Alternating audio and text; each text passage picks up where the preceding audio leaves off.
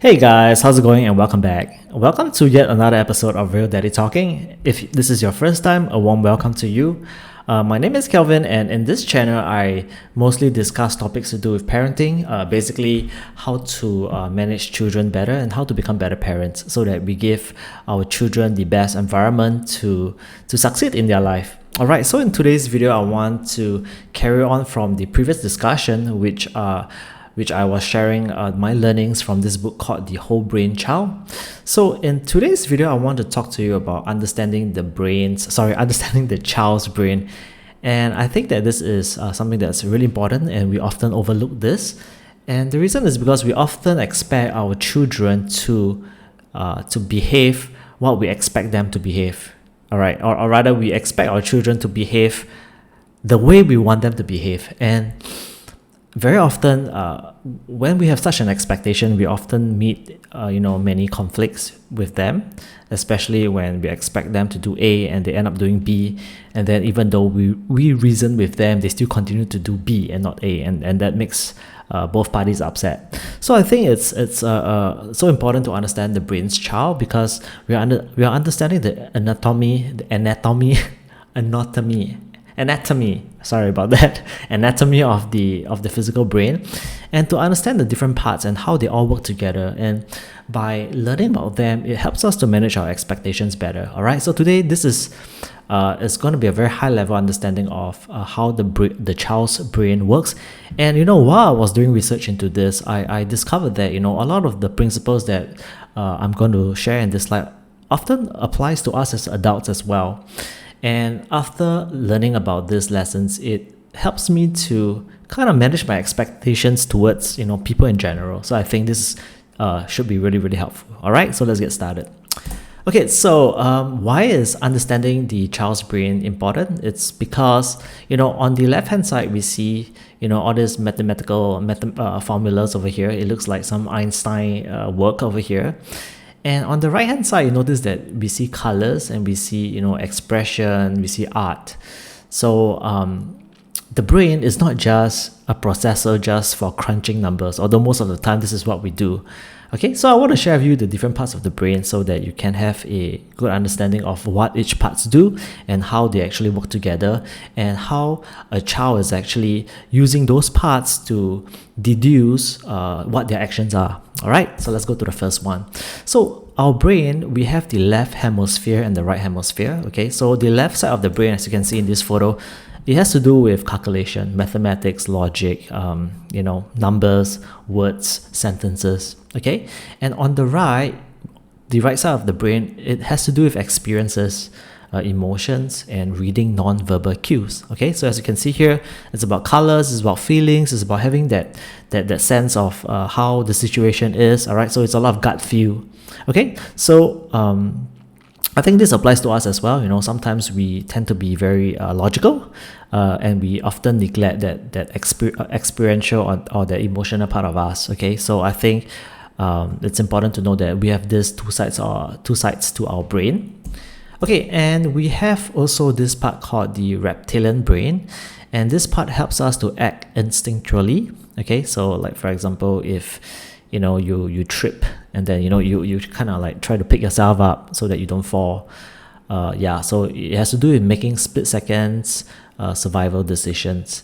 So I remember like when I was growing up, sometimes me and my brothers will get disciplined by my dad, and sometimes there was a bit of caning involved, and there are times where it gets to a point where the reptilian brain starts to activate. So I can totally identify with this reptilian brain. If let's say you are of you're Asian and spanking and whacking used to be a discipline that your parents have on you. Okay, so on the other side we have this mammal brain as well, where it establishes things like connections and relationships, and therefore as human beings there's often this longing to belong to a community. That's why forums are so popular, right? That's why group chats are always so popular. So there's this part that yearns for community connections and relationships. Okay, so I want to share with you something called a healthy integration. So a healthy integration happens when the left side of the brain works well with the right side Okay, so the left side logic works well with the right side emotions. So I want to come back to here again. Okay, so we have logic on the left, and we have experiential and emotions and gut feel on the right. So I believe there are times when you meet people, or even yourself, if you can identify, where we tend to sway very heavily on one side. All right, there are times where you tend to just be extremely logical, and then you ignore the experiential side of things, right? But on the other hand, you can swing to the right side very heavily as well, whereby you ignore logic, and all you respond to is just how you feel. So you notice that by swinging to either extremes can be dangerous, and therefore a healthy integration is important, whereby you don't go to either extremes. All right. So, and also a healthy integration talks about the higher part of the brain should work well with the lower parts of the brain as well, which is the gut reaction and the survival instinct. So let me get back over here. So the reptilian brain and the mammal brain is the lower part, okay? And the left side and the right side is the higher part. So we want to make sure that we don't swing to the bottom as well, okay? We don't want to just be purely, over here, reptilian brain has to do with survival decisions. So sometimes, if you are in an unhealthy state, or if a child is in an unhealthy state, they are always paranoid, so they are always skeptical that someone is out to harm them. All right. And also, if you are purely just into connections and relationships, you ignore logic and experience, you can be hurt as well. If you are just purely like, oh, everything is all about family, and I don't care about logic at all. So I think healthy integration is whereby all parts work together. Okay. All right. So I want to show you what this integration looks like over here. So as you can see, this is a child who is obviously, I don't think he looks very happy. Yeah. So when a child behaves like that, it's not because he is naughty. I think that's the biggest misconception. Most of the time it's because a child is overwhelmed by emotions. Okay. And there is confusion and chaos in their mind, and they're unable to respond calmly, and they tend to throw tantrums, they have a meltdown, and they have aggression. So again, when these things happen in a child, especially a toddler, because I have a toddler, it's always because all these parts of the brain are not working, are not integrated, they're not developed well, right? So sometimes they tend to, to be swayed to either quadrants over here, all right? So I think one thing that we can learn from this is that, okay, I'm going to show you the next slide, because I think that's really, really very practical. And how should parents respond when our kids are like that, all right? So I think most of the time, let's say they fall down to the ground and they hurt themselves. A lot of times we as parents will be like, oh, it's okay, get up, it's okay. In fact, that's not how we should respond. All right. So those points on the left, which are in blue, are things that we should not do. Okay. So we tend to say, oh, it's okay. And why we should not say it's okay is because by doing that, we are actually neglecting how they feel and how they understand their trauma. All right. And I think, most of the times when they cry, I don't know, but my grandparents would tell my son, very naughty, yeah? Keep crying, yeah? Very naughty, yeah? And obviously, that's a double whammy, because they are already overwhelmed by emotions. They are confused and they are unable to respond calmly already, and suddenly, they are being accused of being naughty, but actually they are just having a hard time trying to understand what's really happening. Okay. And another popular thing that most parents would say, or something that I used to say, is stop crying, or I will take away your toys, or I will not give you your fruits. Yeah, so these are things that we should not respond. And I think the last one is this is also very typical. See, I told you, right? Like for example, my toddler or any toddler tries to climb the chair, and then you warn the toddler, says, hey, don't climb, you're gonna fall, don't do that, you're gonna fall. But of course, being a toddler, they will still climb that chair, right? And then chances are they'll end up falling down, and then they'll start to cry. And then a lot of parents will be like, see, I told you, right? Okay. And I believe that sometimes some parents might go to the extreme to say, see, you deserve it, I told you not to do it.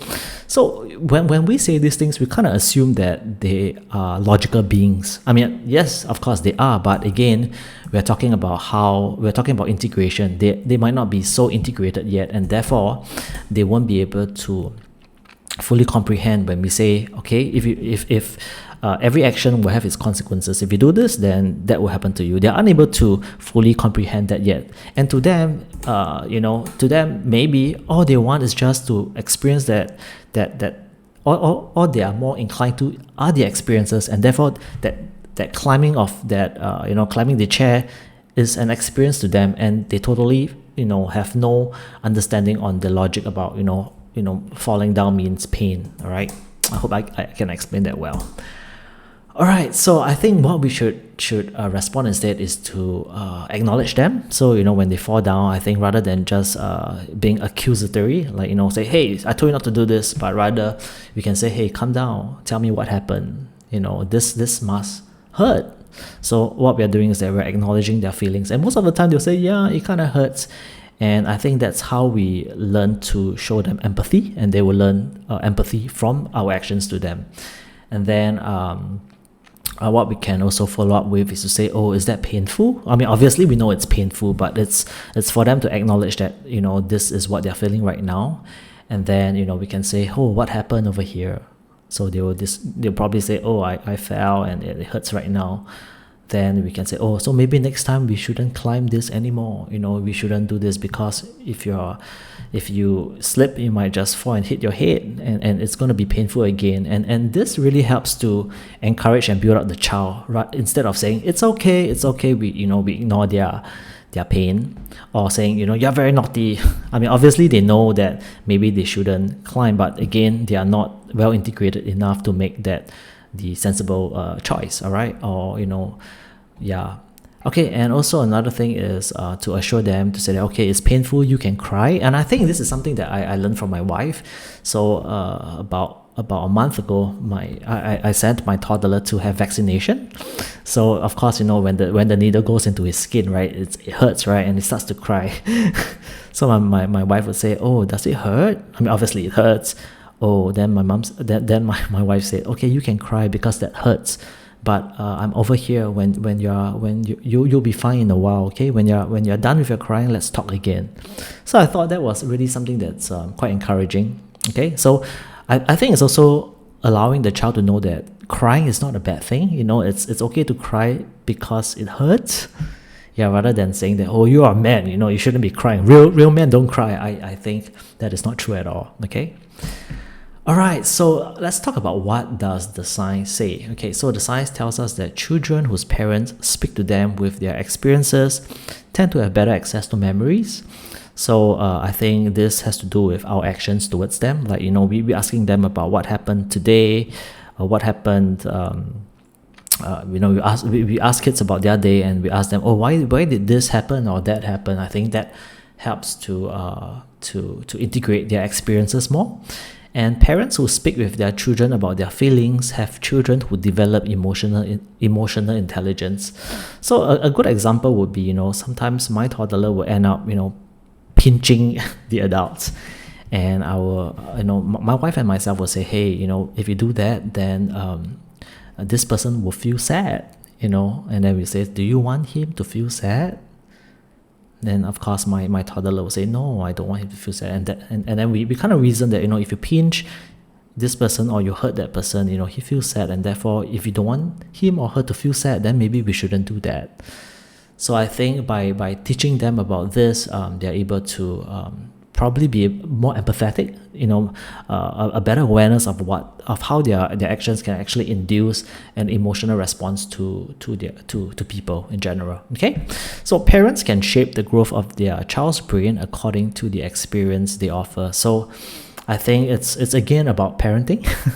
So it's a lot about our actions, like how we decide to talk to them, how we interact with them, how we ask them about their day, and ask them open-ended questions and allow them to express themselves. All right, rather than saying, hey, I'm your daddy, do this because I'm your daddy. All right, yeah. Okay, so I want to share something very interesting here over here. This is called, in the book, it gives us this example called the river of well-being. All right, so as you can see in the middle, there is this photo of a river. And then it says mental and emotional health. So this river is where you have the best state of mental and emotional health.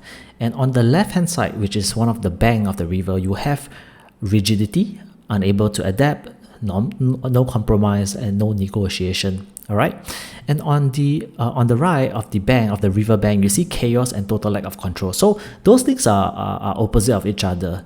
So I think what the book is trying to say is that as parents, we should always stay in the river of well-being, which means let's not be too rigid, and let's not be too not having any control at all, whereby it results in chaos. It's which means we should be willing to adapt. Sometimes a good example would be, I always train my toddler to keep his toys after he plays them. So about 80 to 90% of the time, he will clean up his toys after play, and there will be that 5 to 10% of the time where he's distracted, and then he ends up going to the bedroom and falling asleep. So of course, those times I'll be like, hey, he has been pretty well disciplined, and therefore I'm okay to just keep those toys for him. I try not to be too rigid, and not having that no compromise.